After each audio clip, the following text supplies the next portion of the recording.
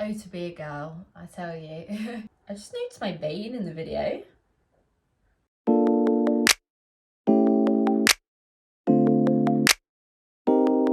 Hello and welcome back to my YouTube video. If you are new to my page, hello, I'm Gabby. I make content all around fitness, health, wellness, and I try and help my audience to develop a healthy relationship with all. If you haven't checked out my other social media channels yet, then go and do that. I will pop them in the description box. So some of you may be aware and some of you may not, but I lost my period for 4 years from over-exercising, under-eating and lots of stress, and this was called hypothalamic amenorrhea. So today's video is going to be a little Q&A, just a few questions that you guys have asked me about my journey on how I got my period back. So yeah, hopefully you find this super helpful, as I found these videos really helpful when I was on my journey. So yeah, let's get into the video. So question 1, how long did it take me to get my period back? Now, for starters, everyone's going to be completely different. So the amount of time it took me to get mine back will be very different to the amount of time it will take you. However, for me, it took a long period of time, so a good few years of putting on weight gradually. So it probably took me about 4 to 5 months of properly committing to eating the right amount of food and reducing my exercise until I got my period back. So what are the main signs that your period is returning? So really common things are cramps, or stomach pain, especially down by your ovaries. They were super tight. Another thing was an increase in discharge. It was a bit TMI, but down below it can get very dry. Sex drive can be low when people don't have their periods.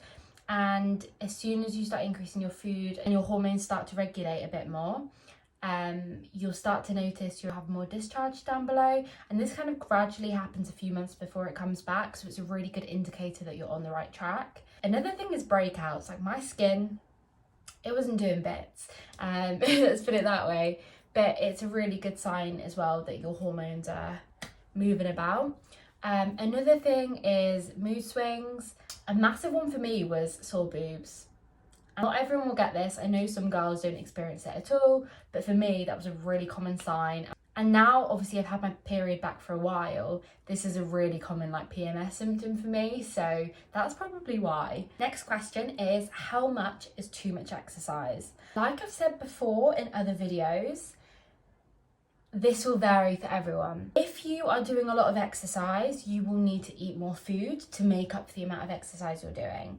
I think the best way to approach this is reducing the intensity, reducing the amount, keeping your heart rate nice and low during exercise. If you're doing all those things and changing it to what you were doing before, and you are fueling your body enough, then with time and consistency, your body will start to trust you again. If you want to go cold turkey and cut out exercise, that is great because you probably will get your period back faster. However, if you are like me and you don't want to cut out exercise, then just make sure you are reducing the intensity, the amount you're doing, and really just focusing on rest and recovery. And that's a lot more important during this journey. So next question. I got my period back, but then I lost it again. Why did this happen? Okay, so you lost your period, so you got your period back, so you did all the hard work, then you lost it again. So what might have happened is you might have been like, woo, I've got my period back, yay, and then you might have like cut back your calories and started restricting again to lose all the weight that you put on. It's recommended that you don't change anything you're doing in recovery until you get 3 consecutive periods. This is just so your hormones are 1, regulated, and 2, so your body can trust you. If you do get your period and then suddenly restrict your diet, your body's like, what's going on here? And immediately it's going to shut down your reproductive system again. So make sure you are carrying that on for at least 3 months, so 3 periods afterwards, just so they can regulate a bit. Yeah, so that could be a reason why you may have upped your exercise. So yeah, definitely keep in mind, like once you've got your first period back, whether you have changed anything, whether you've lost weight, make sure you're consistent for a few months after, just to make sure that you don't lose it again, as you do not want to outdo all the hard work that you have just done to get it back. Okay, next question, what makes your period come back faster? I mean, there's nothing that can really speed up you getting your period. There's a lot of things you can do to help. For example, like I've said before, if you completely go all in and up your calories, 2,500 plus calories a day, if you're cutting back your exercise, if you go cold turkey and cut out exercise, and you just focus on really resting your body, de-stressing, those kind of things, then you're more likely to get it back faster than someone who is running every single day and eating, I don't know, 1,500, do you know what I mean? So really be mindful about how much you're doing and how much you are following the recovery process. And if you are sticking to it, it just takes time, and yeah, it will come back faster. Next question, how much do I need to eat if I'm still exercising? So obviously the rough amount you should be eating, the guideline is 2,500 calories if you're trying to get your period back. However, if you are exercising, I would say you need to up it to about 3,000. Say you're slightly under it some days, that's not a massive deal, as long as you're not going 3,000 one day, 1,500 the next day. 2,500 one day, let's restrict back to 1,000, do you know what I mean? You need to be consistent with the amount of calories you're eating so your body is trusting you. So if you are exercising, just make sure you are eating more food to make up for that. Good. Look at my vein. Now that's called hard work paying off. I struggle to know what to eat to be able to eat enough calories. What would you recommend eating if you're trying to get your period back? So I'm assuming you mean by kind of like what types of foods. So I would really focus on increasing your fats in your diet. So 30% of your diet should roughly come from fats when you're in recovery. So these are also calorie dense foods, so they'll really help to up your calories. So this doesn't need to be junk foods if you don't want it to be. It can be things like nuts, cooking with olive oil, avocados, loads of little things like that. So definitely upping foods like that in your diet is really important. Allow yourself the cake, allow yourself the chocolate bar as well, because if there's a time where you need to nourish your body, it is during your period recovery. Your body needs it, so allow yourself to have it. But yeah, not saying like completely cut out all healthy foods, like don't cut out your veg, don't cut out your fruit, but just be mindful that if you're feeling full and you're not hitting your calories, then definitely up your fats, over prioritizing things like vegetables and protein. Next question is, did I find it hard not to slip back into an unhealthy mindset once I got my period back? And honestly, no. A few months before I got it back, I was like heavier and I felt puffier than when I finished the journey. I feel like I gained so much water, like water retention in my face, and I just felt really puffy and swollen. And that's why the start of the journey I found a lot harder, because my body wasn't used to the amount I was fueling it and the how much I was resting it. So I felt like I noticed weight gain a lot earlier on, more than later on. So at the start it was a lot harder, but towards the end, with time, I slowly learned to focus on, instead of doing exercise to get smaller, I was fueling to perform well in my exercise so I could get stronger. Like my whole mindset completely switched from smaller to stronger, and that's what I really push my clients to do. Like, don't focus on smaller, focus on stronger. And if you are exercising to get your period back, you want to be having that mindset. I definitely think that during your period recovery, it's a healing journey. You learn to develop a healthy relationship with exercise, food, and your body. Also, not going to gain weight forever, and there is going to be an end point. You've just got to trust your body to let it reach its healthy point, and all's going to be okay. But no, answer to that question is I actually didn't want to fall back into the way, like I didn't want to lose all the weight I gained. I actually felt more confident than ever, stronger than ever, and my whole mindset had changed. So if you think you're nervous about starting, don't worry, I was too. But your mindset will probably change, and it is a whole healing journey, and I just recommend anyone enough to just commit to it and just trust the process. Your health is more important at the end of the day, so really prioritize that first. Next question is, I've been weight restored for 4 years and my period still hasn't come back. Why is this? So you might not actually be at your healthy weight. You might think you're at a healthy weight because you're a healthy BMI, but that doesn't mean that you're at your own body's healthy. And this is something I try to get across, is that everybody's healthy is so different, and you don't need to be skinny to lose your period. You could be in an overweight BMI and lose your period because your healthy might be slightly higher. So what I would maybe say is, one, you might actually have to overshoot your original weight to get your period back, because I know a lot of people have to do that. But also you might not be at your healthy weight. So yeah, definitely just stick with it. And if you still haven't got it back after 4 years, I think you need to be looking at making more changes. So if you are still exercising, maybe reduce that a bit more. Check if you are actually eating enough, because you might think you're eating enough food, but it's probably not enough for your body.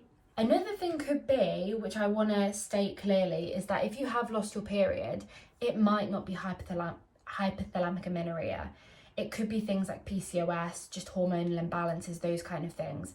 So definitely do go to your GP if you have lost your period, as you do want to get your bloods and hormones checked, just so you can kind of figure out and identify what the cause is, as it may not be HA. But a big sign that it could be HA is if you have gone through a period of lots of stress, or you've lost a lot of weight in the past, you do a lot of exercise, and you may be thinking, maybe I'm not fueling enough. But yeah. Is it possible to not gain fat when trying to get your period back? This shouldn't be your focus. As hard as it is to realise that you're going to have to gain weight, you've got to mentally accept that you're going to gain weight and have to gain fat in order to get your period back on this journey. In order for you to start the journey, I think you need to accept that first. Otherwise, you probably will relapse and lose all the weight again before you get to the end of it. It's so okay to not be happy with it at the start, but you've just got to be willing to commit and give it your best go. But no, I think you can gain muscle on the journey as well if you're exercising. So I actually gained a lot of fat, but I also gained a lot of muscle when I was trying to get my period back. So if you find changing your mindset to building strength, and you want to strength train whilst getting your period back, then you can definitely reduce the amount of fat you're gaining by obviously exercising and building a lot of muscle as well. But no, I really wouldn't focus on trying to not gain fat, because that's just a natural thing that's going to happen for your body to reach its healthy and to rebalance your hormones again. So don't see that as a focus. There's time in the future where you say you want to cut back on fat a little bit, and have other fitness goals. That's absolutely fine, but right now your priority is getting your period back and not cutting out foods. So yeah, definitely don't focus on not gaining fat right now. I feel like I just rambled on that question, but moral of the story is you probably will have to gain weight, so don't be focusing on not gaining fat. Yeah, there's time in the future where you can focus on other goals, but for now it's really just healing your body and nourishing it. I feel like I've been speaking for ages.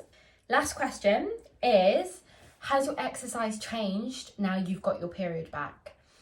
So my exercise is, I've had a period now for years, and it's regular, and I've had it for a long time now. So I've been able to go back to doing all the running I was doing. I can do HIIT workouts.